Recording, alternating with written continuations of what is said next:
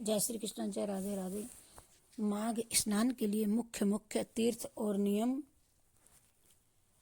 राजा दिलीप ने पूछा, मुने आप इक्ष वाकुवंश के गुरु और महात्मा हैं, आपको नमस्कार है। माघ स्नान में संलग्न रहने वाले पुरुषों के लिए कौन कौन से मुख्य तीर्थ हैं, उनका विस्तार के साथ वर्णन कीजिए, मैं सुनना चाहता हूँ। वशिष्ठ जी ने कहा, राजन, माघ मास आने पर बस्ती से बाहर कहीं जा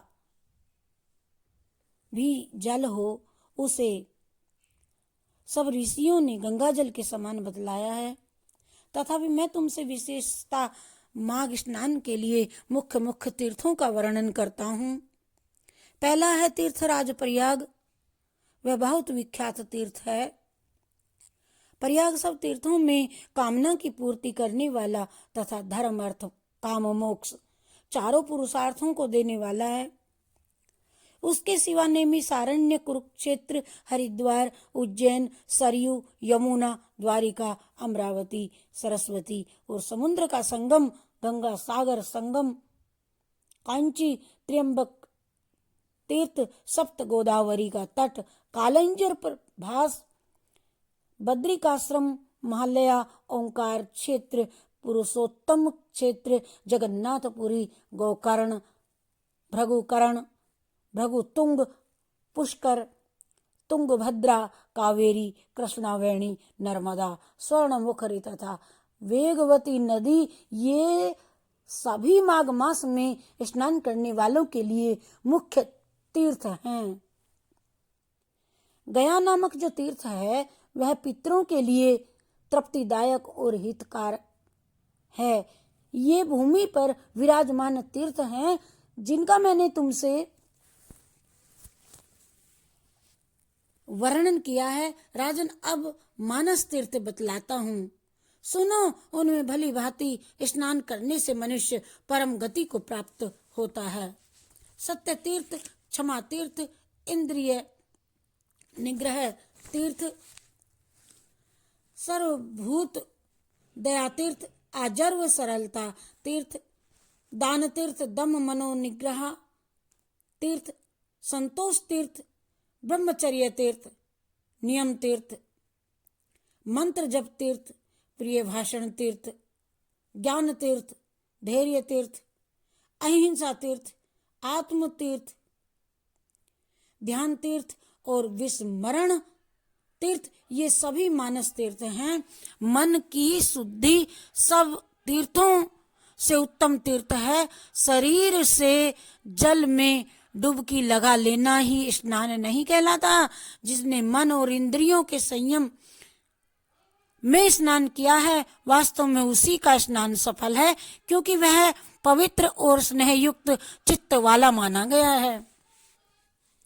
जो लोभी, चुगलखोर, क्रूर, दंभी और विषय लोलुप हैं, वह संपूर्ण तीर्थों में स्नान करके भी पापी और मलिन ही बना रहता है। केवल शरीर की मैल छुड़ाने से मनुष्य निर्मल नहीं होता, मन की मैल धुलने पर ही वह अत्यंत निर्मल होता है।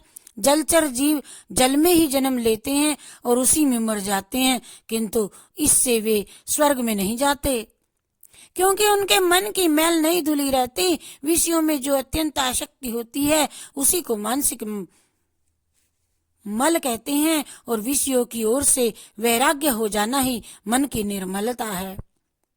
दान, यज्ञ, तपस्या, बाहर भीतर की शुद्धि और शास्त्र ज्ञान भी तीर्थ ही तो हैं। यदि अंतःकरण का भाव निर्मल हो तो वे सब के सब तीर्थ ही हैं। जिसने इंद्रिय समुदाय को काबू में कर लिया है, वह मनुष्य जहाँ जहाँ निवास करता है वहीं वहीं उनके लिए कुरुक्षेत्र, नैमिषारण्य और पुष्कर आदि तीर्थ प्रस्तुत हैं। जो ज्ञान के पवित्र ध्यान रूपी जल से परिपूर्ण और राग द्वेष रूपी मल को धो देने वाला है, ऐसे मास तीर्थ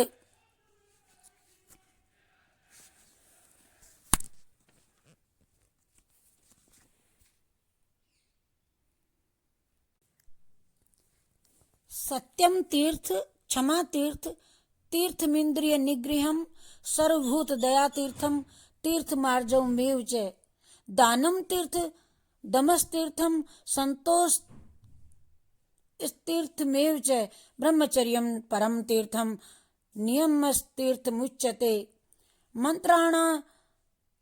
मंत्राणाम तु जप तीर्थम तीर्थम तु प्रियवादिता ज्ञानम तीर्थम धतीस्तीर्थ महिंसा तीर्थमेव च आत्मतीर्थ ध्यान तीर्थम पुनस्तीर्थम शिवस्मृति तीर्थानामुत्तमं तीर्थम विशुद्धि मन सा पुनः न जला तुतदेह्यस्य स्नानमित्य विधीयते सैस्नातो यो दमस्नातः सैस्नातो यो दमस्नातः शुचिस्निग्ध मता मनः मतः सत्यम तीर्थ क्षमा तीर्थ तीर्थमिंद्रिय निग्रहम।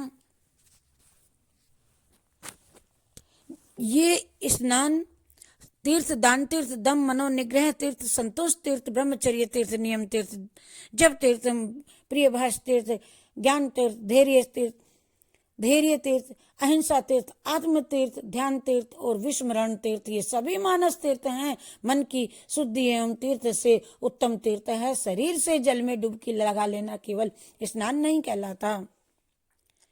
जिसने मन और इंद्रियों के संयम में स्नान किया है वास्तव में उसी का स्नान सफल है, क्योंकि वह पवित्र एवं स्नेह युक्त चित्त वाला माना गया है। अब ये जिसने इंद्रिय समुदाय के काबू में अपने कर लिया है इंद्रियों को, वह मनुष्य जहाँ जहाँ निवास करता है वहीं वहीं उसके लिए कुरुक्षेत्र नैमिषारण्य और पुष्कर आदि तीर्थ प्रस्तुत हैं, जो ज्ञान से पवित्र ध्यान रूपी जल से परिपूर्ण और राग द्वेष रूपी मल को धो देने वाला है। ऐसे मानस तीर्थ में जो स्नान करता है वह परम गति को प्राप्त होता है।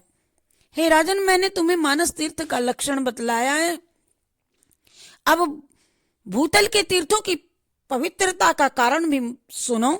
जैसे शरीर से कुछ भाग परम पवित्र माने गए हैं, उसी प्रकार पृथ्वी के भी कुछ स्थान अत्यंत पुण्यम माने जाते हैं और भूमि के अद्भुत प्रभाव, जल की शक्ति और मुनियों के अनुग्रह पूर्वक निवास से तीर्थों को पवित्र बताया गया है। इसलिए भौम और मानस सभी तीर्थों में जो नित्य स्नान करता है वह परम गति को प्राप्त होता है।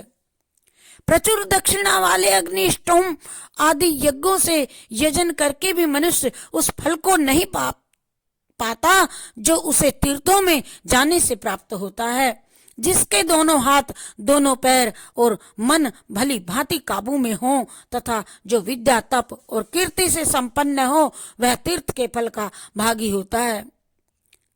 जो प्रतिग्रह निवृत्त, जिस किसी वस्तु से भी संतुष्ट रहने वाला और अहंकार से मुक्त है, वह तीर्थ के फल का भागी होता है।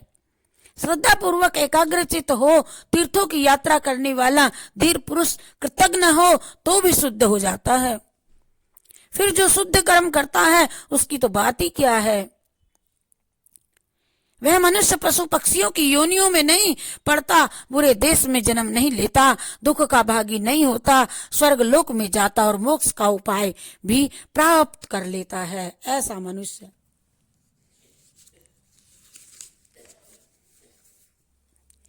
और अश्रद्धालु, पापात्मा, नास्तिक, संयतात्मा और केवल युक्तिवाद का सहारा लेने वाला, ये 5 प्रकार के मनुष्य तीर्थ फल के भागी नहीं होते। जो शास्त्रोक्त तीर्थों में विधि पूर्वक विचरते और सब प्रकार के द्वंद्वों को सहन करते हैं, वे धीर मनुष्य स्वर्ग लोक में जाते हैं। तीर्थ में अर्घ और आवाहन के बिना ही श्राद्ध करना चाहिए। वह श्राद्ध के योग्य काल हो या ना हो, तीर्थ में अर्घ और आवाहन के बिना ही श्राद्ध कर लेना चाहिए। तीर्थ में बिना विलंब किए श्राद्ध और तर्पण करना उचित है। उसमें विघ्न नहीं डालना चाहिए। अन्य कार्य के प्रसंग में भी तीर्थ पर पहुंच जाने पर स्नान करना चाहिए। ऐसा करने से तीर्थ यात्रा का नहीं परंतु तीर्थ स्नान का फल अवश्य प्राप्त होता है। तीर्थ में नहाने से पापी मनुष्यों के पाप की शांति होती है। जिनका हृदय शुद्ध है उन मनुष्यों को तीर्थ शास्त्रोक्त फल प्रदान करने वाला होता है। और जो दूसरे के लिए तीर्थ यात्रा करता है वह भी उसके पुण्य का 16वां अंश प्राप्त कर लेता है। कुल की प्रतिमा बना करके और फिर कुशा की मिट्टी की बना करके तीर्थ के जल में उसे स्नान करवावे, जिसके उद्देश्य से उस प्रतिमा को स्नान कराया जाता है, वह पुरुष तीर्थ स्नान के पुण्य का 8वां भाग प्राप्त करता है। तीर्थ में जाकर के उपवास करना और सिर के बालों का मुंडन कराना चाहिए। मुंडन से मस्तक के पाप नष्ट हो जाते हैं। जिस दिन तीर्थ में पहुंचे उसके पहले दिन उपवास करे और दूसरे दिन श्राद्ध एवं दान करे। तीर्थ के प्रसंग में मैंने श्राद्ध को भी तीर्थ बतलाया है। यह स्वर्ग का साधन तो है ही, मोक्ष प्राप्ति का भी सरल उपाय है।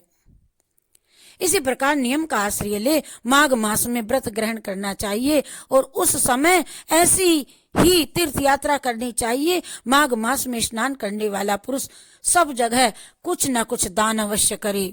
बेर, केला, आंवले का फल, शेर भर घी, शेर भर तिल, पान, 1 आड़क, 16 शेर, चावल, कुम्भड़ा, खिचड़ी, ये सब 9 वस्तुएं मिला करके प्रतिदिन ब्राह्मणों को दान करनी चाहिए। जिस किसी प्रकार भी हो सके माघ मास को व्यर्थ नहीं जाने देना चाहिए। किंचित सूर्योदय होते होते माघ स्नान कर लेना चाहिए, सूर्योदय से पहले ही। तथा माघ स्नान करने वाले पुरुष को यथाशक्ति सोच, संतोष और नियमों का पालन करना चाहिए। विशेषतया ब्राह्मण और साधु सन्यासियों को पकवान भोजन कराना चाहिए। जाड़े का कष्ट दूर करने के लिए बोझ के बोझ से सूखे काठ का दान करे। रुई भरा अंगा,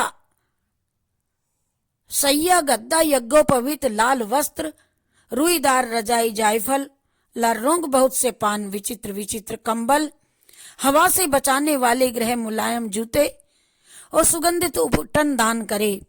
माघ स्नान पूर्वक घी, कंबल, पूजन सामग्री, काला अगर, धूप, मोटी बत्ती वाले द्वीप और भांति भांति के नैवेद्य से माघ स्नान जनित फल की प्राप्ति के लिए भगवान माधव की सदैव पूजा करे। माघ मास में डुबकी लगाने से सारे दोष नष्ट हो जाते हैं और अनेकों जन्मों के उपार्जित संपूर्ण महापाप तत्काल विलीन हो जाते हैं। यह माघ स्नान ही मंगल का साधन है, यही वास्तव में धन का उपार्जन है तथा यही इस जीवन का फल है। भला माघ स्नान मनुष्यों का कौन कौन सा कार्य सिद्ध नहीं करता, वह पुत्र, मित्र, कलत्र, राज्य, स्वर्ग और मोक्ष का भी देने वाला होता है। जय श्री